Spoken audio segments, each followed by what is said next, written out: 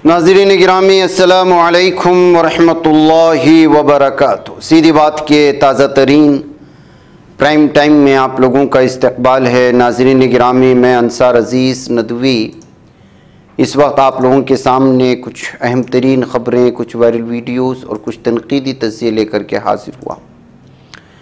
तफसीलात में जाने से पहले आप लोगों से जो दरख्वास्त होती है उस पर भी तवज्जो करें। मुश्तरका कुर्बानी का ऐलान आ चुका है।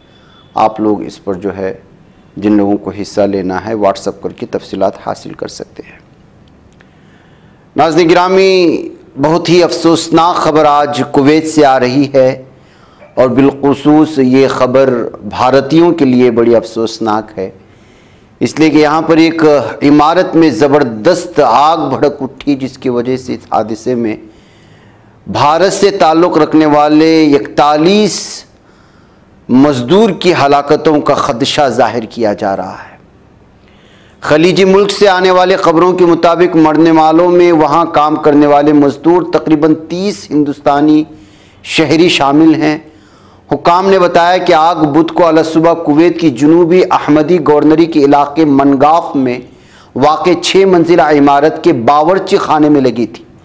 ख्याल रहे कि कुवैत की कुल आबादी का 21% 10 लाख हिंदुस्तानी हैं, जो अफरादी क़ुव्वत का 30% यानी तकरीबन 9 लाख हैं। नाज़रीन में बताया जा रहा है कि इमारत में तकरीबन 160 लोग रहते थे जो एक ही कंपनी के मुलाजिम हैं। वहाँ रहने वाले बहुत से मुलाजिमीन हिंदुस्तानी हैं। कुवैत में हिंदुस्तानी सिफारतखाने ने सोशल मीडिया प्लेटफॉर्म एक्स पर एक पोस्ट में कहा है कि आज हिंदुस्तानी कारकुनों के साथ होने वाले अलमनाक आतिज़दगी के हादसे के सिलसिले में सिफारतखाने ने एक हंगामी हेल्पलाइन नंबर 965655052446 जारी किया है। तमाम मुतल्लिक़ा अफराद से दरख्वास्त भी की गई है कि ताज़ा जानकारी के लिए इस हेल्पलाइन से रब्ता करें।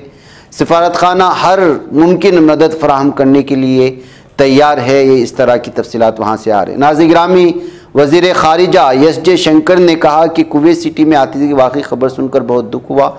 40 से ज़ायद अफराद हलाक हो चुके हैं। अस्पताल में 50 से ज़ायद अफराद दाखिल हुए हैं।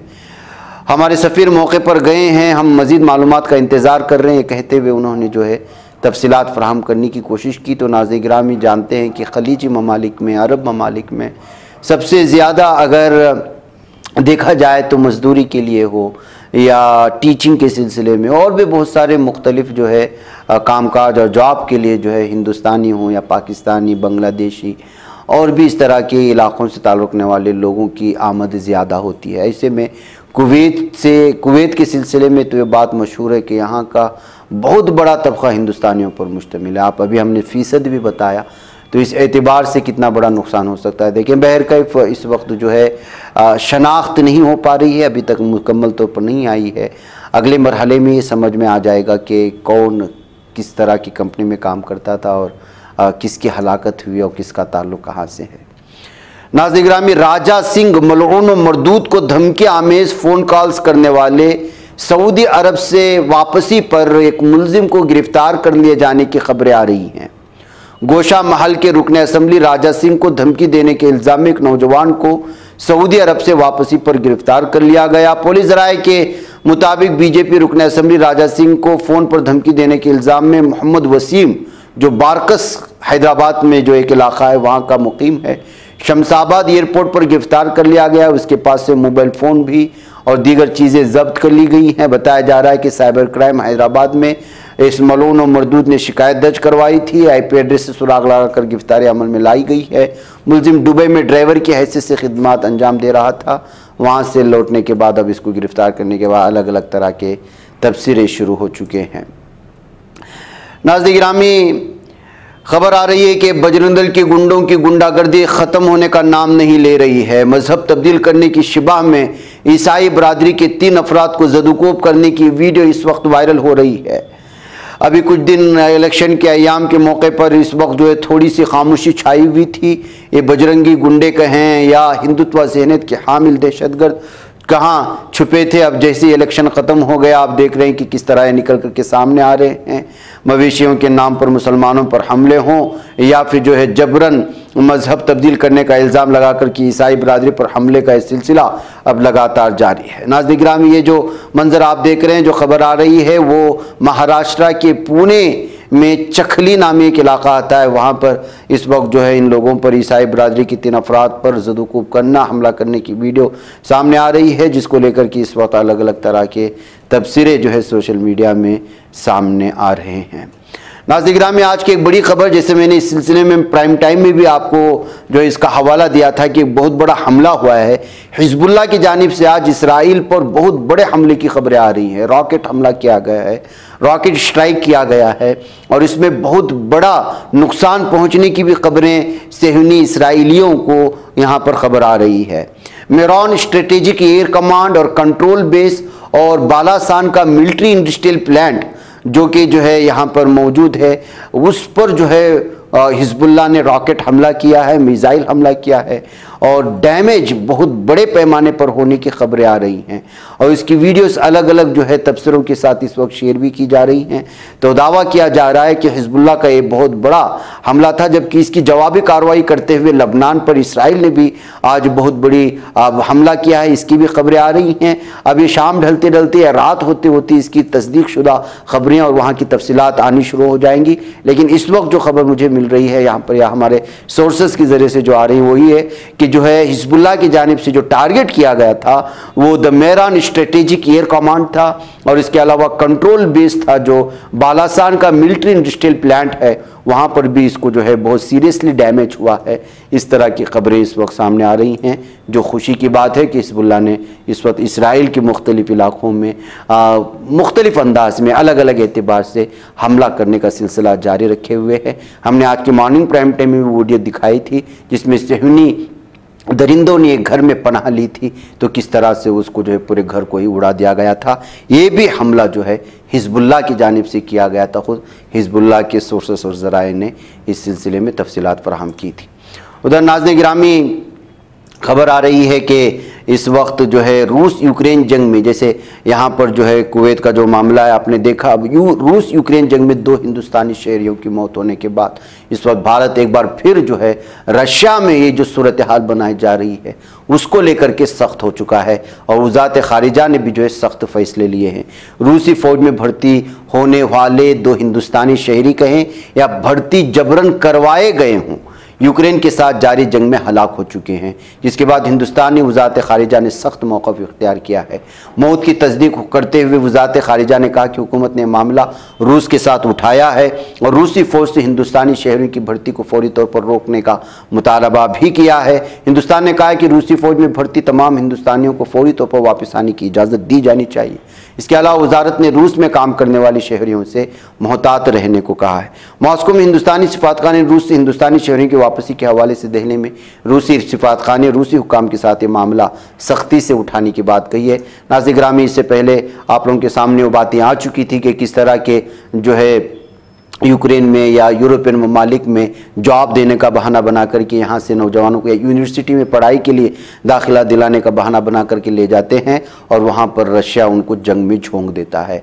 ऐसी कई अमवात पहले भी हो चुकी हैं। अब ताज़ा 2 अमवात होने के बाद जो है भारत का वज़ारत ख़ारिजा इस वक्त सख्त होने की खबरें आ रही। इधर मुल्क के नई आर्मी चीफ का चेहरा भी इस वक्त सामने आ चुका है। लेफ्टिनेंट जनरल उपेंद्र द्विवेदी जो है वो मुल्क के नए आर्मी चीफ होंगे। वो मौजूदा army chief general Manoj Pande की जगह लेंगे। Army chief general Manoj Pande की रिटायरमेंट से चंद रोज़ पहले उनकी मुद्दत मुलाजिमत 1 माह की तोसी की गई थी। उनकी मुद्दत मुलाजिमत 30 जून को ख़त्म हो रही है।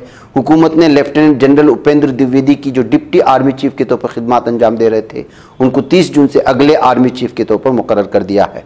परम विशिष्ट सेवा मंडल और अति विशिष्ट सेवा मंडल से नवाजे गए लेफ्टिनेंट जनरल द्विवेदी ने जम्मू कश्मीर में तवील अरसे तक खिदमत अंजाम दी हैं। इस वक्त नॉर्दर्न आर्मी के साबिक कमांडर फौज में सबसे सीनियर अफसर हैं। उसूल ये है कि आर्मी चीफ के ओहदे पर सीनियर तरीन आर्मी कमांडर का तैनात किया जाता है। इसके अलावा service chief of army staff COAF की रिटायरमेंट पर डिप्टी आर्मी चीफ को आर्मी चीफ बनाया जाता है। इसलिए जो है अब उनकी जगह पर ये जो है हिस्सा लेंगे। आइए नाज़रीन गिरामी, चलते चलते टेनिस स्टार मानी जाने वाली और भारत का नाम खेल के मैदान में ऊंचा करने वाली और कई नेशनल और इंटरनेशनल जो है मेडल्स हासिल करके भारत का नाम रोशन करने वाली सानिया मिर्ज़ा की बात करते हैं। अचानक गुज़िश्ता 2-3 दिनों से सानिया मिर्ज़ा सोशल मीडिया में और भी मुख्तलिफ अखबारात की सुर्खियों में छाई हुई है और वजह उसकी ये है कि सानिया मिर्ज़ा का हज के मुक़द्दस सफ़र के लिए रवाना होना और सफ़र में जाने से पहले ट्वीट के ज़रिए से उनका जो है अपने सोशल मीडिया सारिफीन को इस बात की इत्तला देना कुछ जज्बाती अंदाज में। सानिया मिर्ज़ा ने समाजी राब्तों की वेबसाइट एक्स पर अपनी पोस्ट में सारिफीन से गलतियों पर माफ़ी मांगी है। आमतौर पर हज को जाने से पहले लोगों से माफ़ी मांगना, अपनों से माफ़ी मांगना, रिश्तेदारों से माफ़ी मांगना, ये सारा कुछ जो है ज़रूरी होता है। और जाहिर सी बात है कि आप हज के इतने बड़े जो है एक इबादत के लिए जा रहे हैं तो इसको अहम समझा जाता है। बल्कि उम्रा जाने से पहले भी जो है बहुत सारे लोग इसी तरह की सूरत हाल से गुजरते हैं। टेनिस स्टार सानिया मिर्ज़ा के मुक़द्दस सफ़र के लिए जो मक्का मुकर्रमा रवाना हुई, उन्होंने लिखा कि मैं हज के लिए रवाना हो रही हूँ, और उन्होंने ये भी लिखा कि मैं गलतियों पर माफ़ी मांगती हूँ। उन्होंने ये भी लिखा कि मुझे हज के अज़ीमुश्शान सफ़र पर जाने का मौका मिला, जैसे मैं इस ज़िंदगी बदलने वाले सफ़र पर रवाना हो रही हूँ। मैं आजिज़ी से आपसे माफ़ी की तलबगार हूँ। और उन्होंने ये भी लिखा कि मैं दुआ करती हूँ कि अल्लाह मेरी इबादत को कबूल फ़रमाए और मुझे सलामती के रास्ते पर चलाए। बराह करम मुझे अपनी दुआओं में याद रखिएगा। उन्होंने ये भी लिखा कि उम्मीद है कि मैं इस सफ़र से जब वापस आऊँगी तो मेरे दिल में आजिज़ी होगी और मेरा ईमान मज़ीद मजबूत होगा। नाज़रीन गिरामी, सानिया मिर्ज़ा जिस तरह से जो है खेलों के ज़रिए से मुख्तलिफ़ किस्म के मेडल्स हासिल करके वो सिंगल में हो या डबल में हो नाम रोशन किया, वहीं जब उनकी निजी ज़िंदगी से जब वाबस्तगी जो है शुएब मलिक से हुई, जो पाकिस्तान के एक मशहूर क्रिकेटर थे अपने ज़माने में और अभी भी हैं, तो उस वक्त जो है वो बहुत ज़्यादा तनाज़े के आड़ में आ गई। हिंदुत्व ज़हनियत के हामिल लोग उनके इस रिश्ते को लेकर के उन पर जहाँ तनकीद करने लगे, वहीं पर जो है बहुत सारे लोगों ने ये भी कहा कि वो अपनी निजी ज़िंदगी को लेकर के फ़ैसले लेने में आज़ाद हैं। बहरकैफ शादी हुई और शादी के 14 साल बाद जो है उनका तलाक़ हो चुका था शुएब मलिक से। जिस तरह शादी के वक्त में या उनसे दोस्ती को लेकर के वो जो है पूरी तरह से सोशल मीडिया में तनकीद और तायीद की ज़द में रहीं, वहीं पर इस तलाक़ के ऐलान के बाद भी जो है वो लगातार तनकीद और तायीद की ज़द में रही। और ज़्यादातर जो है उनके सिलसिले में बहुत सारे लोगों ने अलग अलग तरह के तबसरे करने शुरू किए। उनका एक लड़का भी है जिनका नाम अजहान मिर्ज़ा है। इस बात को लेकर के अब जाहिर सी बात है कि जो है वो हज पर गई हैं और इतना लंबा तबसरा तौबा करने की बात करते हुए एक अच्छी ज़िंदगी, एक अच्छी सोच और अच्छा तस्वुर लेकर के पलटने की जब बात करती हैं, जो एक आज़ाद माइंड रखते हुए मुख्तसर लिबास में जो नज़र आती रही हैं, वो अचानक बुरक़े में मलबूस इस तरह की तस्वीरें जब सामने आती हैं तो जाहिर सी बात है कि उनके फ़ैन फॉलोवर्स जो है वो अलग अलग तबसरे करने शुरू होते हैं। अब उनके जो है हज को जाने के बाद के वहाँ से आने की तस्वीर पर अलग अलग तरह की तबसरे हैं, जो कुछ भी हैं, लेकिन जिनके लाखों करोड़ों फॉलोअर्स होते हैं वो जब अचानक अपनी ज़िंदगी को बदल देते हैं, अपने आज़ाद और शख्सी आज़ादियत को छोड़ करके वो लगातार जो है दीन और धर्म और इबादत की जानिब जब आना शुरू हो जाते हैं, तो जाहिर सी बात है कि लोगों की उनके ख़ास उनसियत पैदा हो जाती है। हमारे भारत में कितने ऐसे बॉलीवुड स्टार्स हैं, वो लेडी हों या मेल हों, उनमें से जो है लगातार जब कभी भी अपना रुख बदला और सही रास्ते पर आए तो जो है उनको हाथों हाथ लिया गया, उनके लिए दुआएं की गई, सही रास्ते पर आने की वजह से उनको सर आंखों पर बिठाया गया। ऐसी सूरत हाल क्या सानिया मिर्ज़ा के साथ भी पेश आएगी, इसलिए कि उनके साथ इस वक्त जो तस्वीर में नज़र आ रहे हैं वो भी एक ज़माने में जो है चकाचौंध दुनिया से वाबस्तगी थी, अजीब व गरीब दुनिया से उनका ताल्लुक़ था। वो पलटी तो पूरी तरह से पलट करके आई और पूरी तरह से दीनदार बनी, न सिर्फ बनी बल्कि वो दीन के दाई बनी, तबलीग करने वाली बनी। यही उम्मीद इस वक्त सानिया मिर्ज़ा से भी लगाई जा रही है। हम भी उनके लिए नेक ख्वाहिशात की तमन्ना करते हैं। नाज़रीन, मुझे इजाज़त दें। अस्सलाम वालेकुम रहमतुल्लाहि व बरकातहू। ये चैनल हक निगर बन कर कुचल देता है फितनों को, अगर गंदी हो पॉलिसी तो मरते देख कितनों को।